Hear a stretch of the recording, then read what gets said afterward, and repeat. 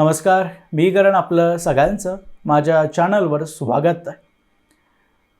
मित्रांनो, मागच्या 3 दिवसांपासून प्रहार जनशक्ती पक्षाचे प्रमुख बच्चू कडू शेतकऱ्यांच्या कर्जमुक्तीसाठी नागपुरात आंदोलन करत होते. याला मीडियाने नेहमीप्रमाणेच देवेंद्र फडणवीसांच्या विरोधात फुगवलं आणि राष्ट्रीय माध्यमांवरही बच्चू कडूंचं नाव शेतकऱ्यांचा नेता म्हणून चर्चेला आलं. पण तो होता तर फुगाच. जास्त फुगवल्यावर त्याचं फुटणं निश्चित होतं आणि तेच काल घडलं. कर्जमुक्ती मिळाल्याशिवाय आंदोलन संपवणार नाही अशी भाषणं करणारे बच्चू कडू मुंबईत जाऊन देवेंद्र फडणवीसांच्या हातून लॉलीपॉप घेऊन आलेत. आणि हे लॉलीपॉप बच्चू कडूंच्या हातात दिसत असलं तरी ते मीडिया आणि जरांगे पाटलांसाठी जास्त आहे. कारण बच्चू कडू जे करत होते ते सर्व देवेंद्र फडणवीसांच्या मर्जीनेच होत होतं. बाहेरून पाहताना सामान्य व्यक्तीला वाटत असेल की बच्चू कडू हे शेतकऱ्यांसाठी लढत आहेत, किंवा भाजपच्या समर्थकाला वाटेल की बच्चू कडूंना शिंदे किंवा पवारांनी बाहेरून पाठिंबा दिला. तर असं अजिबात काही नाही आहे. जरांगे पाटलांना जाळ्यात अडकवण्यासाठी देवेंद्र फडणवीसांनी बच्चू कडूंची मदत घेतली आहे. कारण बच्चू कडू हे देवेंद्र फडणवीसांच्या विश्वासातले नेते आहेत आणि आज कडूंवर राजनैतिक दबावसुद्धा इतका आहे की हे काम करावं लागलं.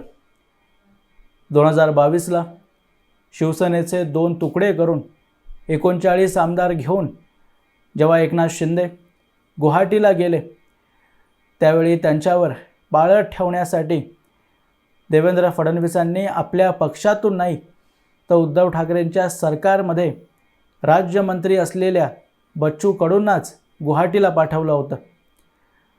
आणि हे फडणवीसांनी स्वतः एका मुलाखतीत कबूल केलं की त्यांनीच बच्चू कडूंना फोन करून सांगितलं होतं की सरकार स्थापन करण्यासाठी तुमची आम्हाला गरज आहे. आणि त्यावेळी कडूंकडेही दुसरा पर्याय नव्हता. त्यांना हे माहिती होतं की उद्धव ठाकरेंची सरकार पडणार आहे आणि महायुतीच्या सरकारमध्ये आपल्याला मंत्रिपद पाहिजे असेल तर त्यांच्या जवळ जाणं गरजेचं होतं.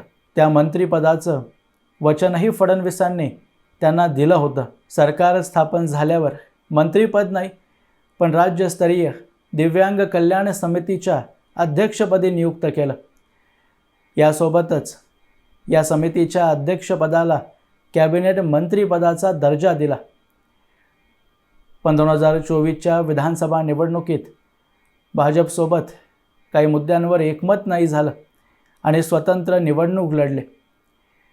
पण यात विशेष गोष्ट म्हणजे बच्चू कडूंनी महायुती सोडली असेल पण आघाडीसोबत गेले नाहीत. त्यामुळेच 2004 पासून जिंकत आलेल्या अचलपूर विधानसभा क्षेत्रात 2024च्या निवडणुकीत पराभवाला सामोरं जावं लागलं. कारण मतांची विभागणी झाली आणि BJPचे प्रवीण तायडे विजयी झाले. त्यानंतर लगेच अमरावती सहकारी बँकेतलं अध्यक्षपदही गमवावं लागलं. थोडक्यात बच्चू कडूंचं राजकीय अस्तित्व शून्यावर आलं होतं. त्यालाच वरती आणण्याची एक संधी देवेंद्र फडणवीसांनी दिली, ज्यातून जरांगे पाटलांनाही सरकारच्या विरोधात गेम खेळण्याच्या अगोदर जाळ्यात फसवण्यासाठी शेतकरी आंदोलनाचं नाटक रचलं गेलं. ते का, कोणासाठी आणि कोणत्या संकटांना समोर ठेवून उभं केलं हे जाणून घ्यायचं असेल तर काही तारखा आणि त्या दिवशी घडलेल्या घटनांचा संदर्भ समजून घेणं अति आवश्यक आहे. त्यावरून तुम्ही डॉट जोडून चित्र स्पष्ट करू शकाल. 26 ऑक्टोबरच्या दिवशी बच्चू कडूंनी नागपुरात पासोडी गावाजवळच्या मैदानावर आंदोलन करण्याची परवानगी नागपूर पोलिसांकडून घेतली. पोलिसांनी फक्त 28 ऑक्टोबर या एका दिवशीच आंदोलन करण्याची परवानगी दिली होती. त्यातही काही अटीशर्ती लावल्या आणि ठरल्याप्रमाणे 28 तारखेला शेतकरी ट्रॅक्टर घेऊन बच्चू कडूंसोबत निघाले. पण ही गर्दी पासोर्डी गावाकडे न जाता वर्धा राष्ट्रीय महामार्गावर स्थिरावली. गर्दीतल्या काही लोकांनी ट्यूब जाळून महामार्ग बंद केला. तिथेच बच्चू कडूंनी छावणी तयार केल्यासारखं घोळका घालत भाषणबाजी सुरू केली. आणि इथेच पहिली शंका येते, कारण तुम्ही शेतकऱ्यांचं आंदोलन चालवता. असं तर नाही आहे की सरकार तुमच्यासाठी GR तयार करून बसली आहे. तुमच्या मागण्या एका दिवसातच सरकार मान्य करणार आहे. त्यामुळे सामान्यतः आंदोलनकर्ते जास्त दिवसांचं नियोजन आखतात आणि आंदोलन जितकं शांत ठेवता येईल त्यासाठी प्रयत्न करतात, जेणेकरून सरकारला किंवा न्यायपालिकेला त्यांच्यावर आक्षेप घेता येऊ नये. उदाहरणार्थ दिल्लीतलं शेतकऱ्यांचं आंदोलन. पण इथे बच्चू कडूंनी फक्त राष्ट्रीय महामार्गच जाम नाही केलं, तर आपल्या नेहमीच्या स्वभावानुसार अधिकाऱ्यांना शिवीगाळही करत होते. वरून राजू शेट्टी आणि कम्युनिस्ट पक्षातल्या नेत्यांना आंदोलनात सामील करून घेतलं, जे आपल्या भाषणात समाजात अराजकता पसरवण्याची भाषा करत होते. एका पत्रकाराने आंदोलनातल्या काही कार्यकर्त्यांचे किंवा शेतकरी म्हणा त्यांची मुलाखत घेतली. त्या मुलाखतीदरम्यान तो व्यक्ती म्हणतोय की महाराष्ट्रात नेपाळसारखं झालं पाहिजे. या घटनांना पाहून वाटत होतं की हे सर्व आंदोलन लवकर संपवण्यासाठी पूर्वनियोजित योजनेनुसार केलं जातं. महामार्ग जाम केल्यामुळे लोकांच्या प्रवासावर बंदी घातल्यासारखी परिस्थिती निर्माण झाली. सोबतच आमच्या मागण्या मान्य नाही केल्या तर 1 नोव्हेंबरपासून रेल रोको आंदोलन करणार याची घोषणासुद्धा बच्चू कडूंनी करून टाकली. त्याने हे वक्तव्य देताच यांचे कार्यकर्ते रुळावर जाऊन झोपायला लागले. नागपूर खंडपीठाला यांनी विवश केलं की कोर्टाने सुओ मोटो घेऊन आंदोलनावर बंदी घालावी. आणि ठरल्याप्रमाणे 29 ऑक्टोबरला तेच घडलं.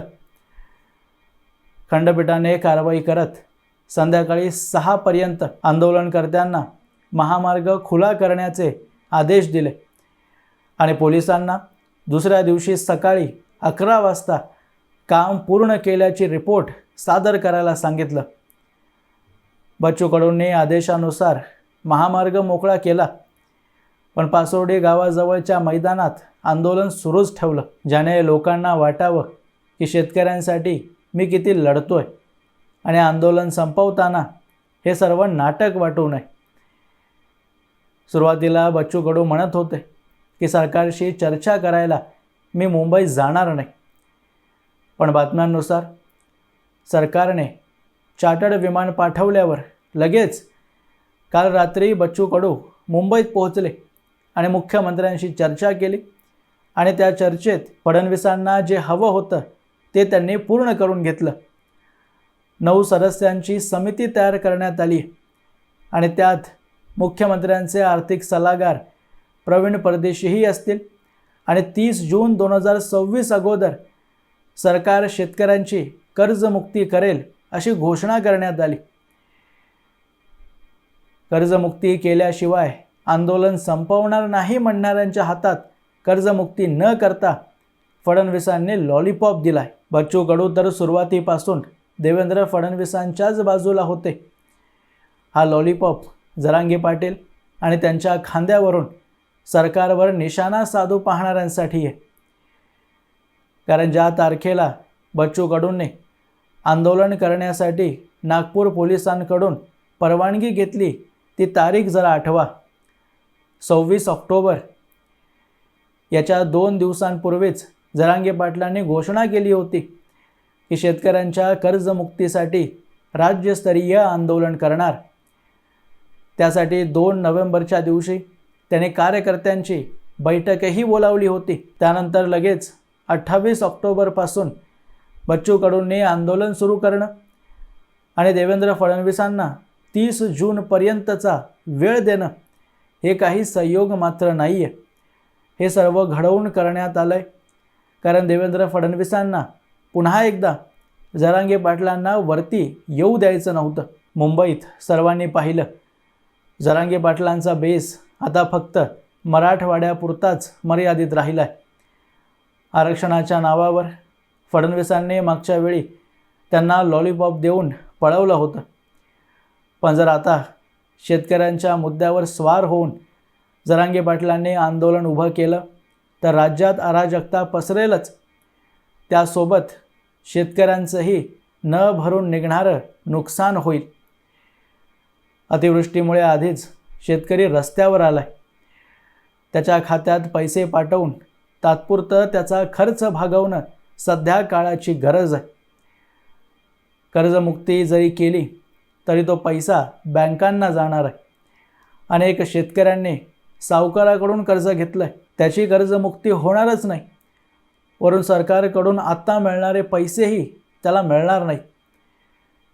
त्यामुळे 32,000 कोटींचं पॅकेज काढून पहिल्यांदा शेतकऱ्यांच्या हातात पैसे पोचवण्याची योजना सरकारने आखली आणि इतक्या दिवसांपासून हेच समजावण्याचा प्रयत्न देवेंद्र फडणवीस करतायत. पण या दरम्यान जर जरांगे पाटलांनी आंदोलन सुरू केलं असतं तर सरकारची आत्तापर्यंतची मेहनत पाण्यात बुडाली असती. त्यामुळे आपणच आंदोलन उभं करून त्याला 4 दिवसात संपवलं आणि 30 जूनपर्यंत कर्जमुक्तीचा मुद्दा स्थगित करून टाकला. जरांगे पाटलांना नागपूरच्या आंदोलनामुळे 2 नोव्हेंबरची बैठकसुद्धा रद्द करावी लागली. थोडक्यात देवेंद्र फडणवीसांची योजना ही यशस्वी ठरली आहे. आणि यात सर्वात महत्त्वाची गोष्ट, सरकार कर्जमुक्ती करणारच आहे. यात कोणालाही शंका ठेवायची गरज नाही. पण ती कर्जमुक्ती स्थानिक निवडणुकांच्या आधीच होईल. कारण कर्जमुक्ती केल्याचा फायदा पक्षांना फक्त निवडणुकांआधीच होतो. यात माझे विचार वेगळे आहेत, पण त्याने सत्य परिस्थिती बदलत नाही. असो मित्रांनो, याबद्दलची तुमची मतं तुम्ही मला कमेंट बॉक्समध्ये अवश्य लिहून कळवू शकता. आणि असेच माहितीपूर्ण व्हिडिओज पाहण्यासाठी माझ्या चॅनलला सबस्क्राईब जरूर करा. भेटा पुढच्या व्हिडिओमध्ये. तोपर्यंत जय हिंद, जय महाराष्ट्र.